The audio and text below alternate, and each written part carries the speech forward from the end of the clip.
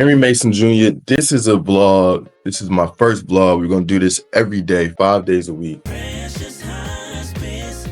I'm going to give you guys the insights of what it's like being a minority healthcare owner in the South, right? And so we're going to get right to it because I think a lot of people, these are the questions that I get asked a lot. What is it like? I want to start one. I want to be a part of it. I want to kind of get a feel for how this works. So I got you. This is just a story that happened literally last week. And I have a story every single day of something that happens where you're like, are you serious? It's unbelievable stuff. But this one, I want you to follow me because we're going to go back to last week or even 2 weeks ago. And it started with a call from a friend of mine or a friend of ours here, Precious. And the person gave us a call and said, hey, I have a family member who's in the hospital south side of Atlanta, and we think that you guys would probably be a good fit. I want to recommend you, Precious, to the family. So, oh my God, thank you, because I'm always so grateful for recommendations. It's been 10 years, but man, it makes me feel good when I know like someone that knows us, knows and appreciates what we do, reaches out and, gives us someone else to take care of us. I'm just really appreciative of that. So she called us on a Wednesday, we talked. She said, hey, I'm gonna give you the person's number. Richard, reach out. This is Wednesday. Reach out to the family on Wednesday. Say, hey, how you doing? I'm Henry Mason, Precious Hospice, and just want to get a little bit of information about what's going on. I got a friend of yours, and really just want to explain to you what we can do, but also more importantly, understand what's wrong with you and where you feel like you need the most help. Because we offer a myriad of different things that don't cost you anything out of pocket, but I want to make sure that we're tailoring the program specifically for you and what your family needs, and not just giving you some clear cookie cutter demonstrations. So we talked on the phone. She said, hey, it's for my mom. And I said, okay, what's going on with your mom? She said, well, my mom, she's been in the hospital here for a little over a week. And they told us that, let's just say she had cancer and they can no longer do chemotherapy, or they feel like in her age and she's frail, that they don't feel like that would be the best option. What are your suggestions? I said, well, I don't give medical advice. I can only tell you that it's really a family decision, but a lot of times it is better to forego chemotherapy if you feel like the likelihood of you progressing or not progressing through the stages and the different times of having to go through it, you will be worse off. And so she said, okay, she wants to try some things. So I said, okay, well, if we're not going to try chemotherapy, what do you want to do? She said, I want to go home. I said, okay, we'd love to take care of you. Now, again, this is Wednesday. Let me tell you again, this is Wednesday. We're talking. I said, no problem. So what I'll do is send me your address. She gave me your address. She gave me your address, information. I said, you're going to be the point of contact for your mom. She said, yeah, I'll be the point of contact for my mom. I said, okay, great. So what I'm going to do then, I'm going to actually get your equipment on tomorrow morning. It's Wednesday. It's about 4 or 5 o'clock, it's the end of the day. But I said, it's no problem. We are 24/7, but yeah, it was the end of the day.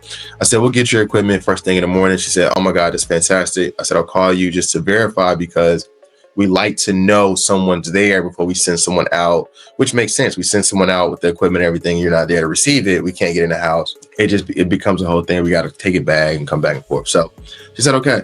So the next day we come up, it's Thursday. I said, okay, I'm gonna call you in the morning. She said, okay. Hey, Henry. I said, how you doing Thursday morning? How you doing? She said, I'm good. Mom's in the hospital. I'm getting ready to go see her. I said, okay, what time are you going? She said, I'm going up there now. I said, okay, well, I'm in Buckhead right now. I had a meeting, and as soon as I finish, I can meet you at the hospital, or do you be back at home so you can get you the equipment? She said, well, is it possible that we can get the equipment on Friday and you meet me at the hospital? I said, sure. So it completely changed. So much has completely changed from before. So I said, it's no problem. No, I would love to meet you. Just kind of let me, I can even come today. She said, no, I'll just come Friday. I said, it's no problem. So we'll come Friday.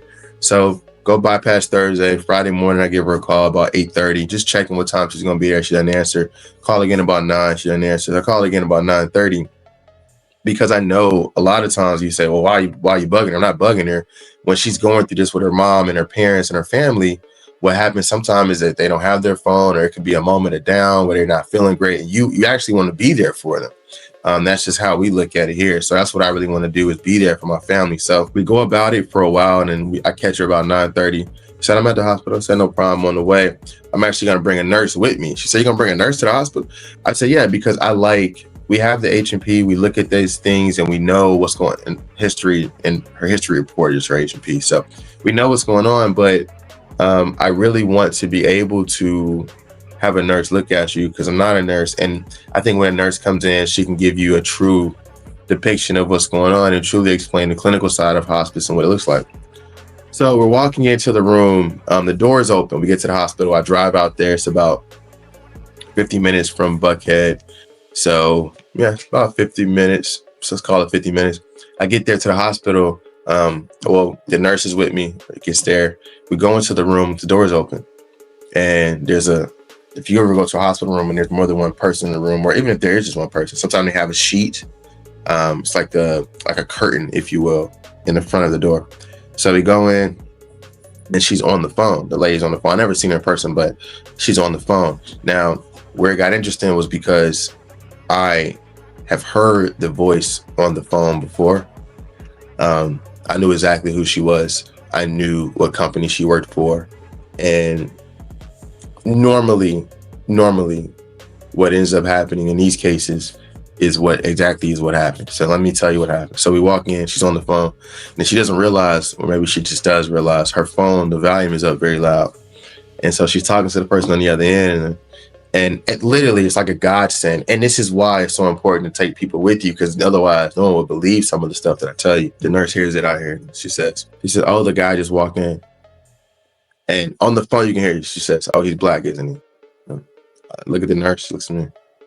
The girl doesn't respond. She said, yeah, that's him. That's a black company. Now this family is Caucasian. She said, no, you don't want to go there. Now, as many times as I've told people like these things happen, it was just interesting for me to actually bring the nurse hear it because the phone's too loud. She's like, oh my gosh, you can see it in her face. And so I looked at the lady. She said, I'm gonna call you back. She hangs up the phone and said, everything okay? We're just here to do our evaluation. I want to talk to you. Again, make sure you're okay. Here's a stress ball for me. We have these little heart stress balls. They're in the office somewhere. I'll show them on my next vlog. But we love them because our logo is a heart and, it's precious and it's purple. So I give her a stress ball and she says, I decided to go to a different company. I said, what? Now, let me also let you know that there's a business card of the person on the table, right to the side, like the bedside table, which is right in front of her next to the bed. And she's sitting in a chair on the side. I said, that person? I don't want to say her name, but I heard the voice, so I knew it was. She said, yeah. I said, did she come up here today or yesterday? She said, no. I said, well, how'd you get her card? She said, the social worker gave it to me. I said, when did the social worker give it to you? Before or after or you told them that she was thinking about going with me? She looked at me, she looked at her sister who was sitting next to her. Now, I can't make this stuff up, man. This is why it's so crazy. Sister sitting next to her, she said after. I said, well, I want you to know I'm still here for you. I'll do anything I can for you. And it's really okay.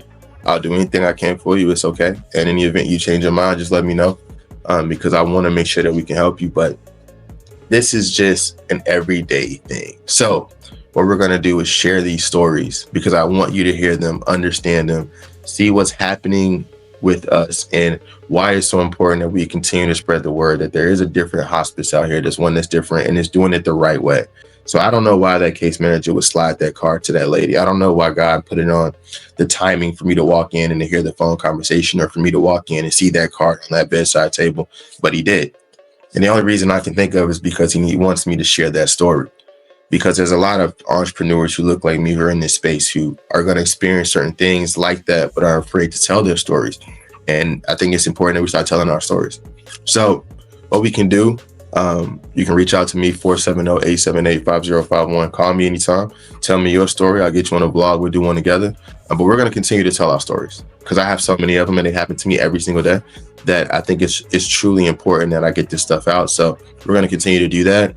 And I hope that this helps somebody.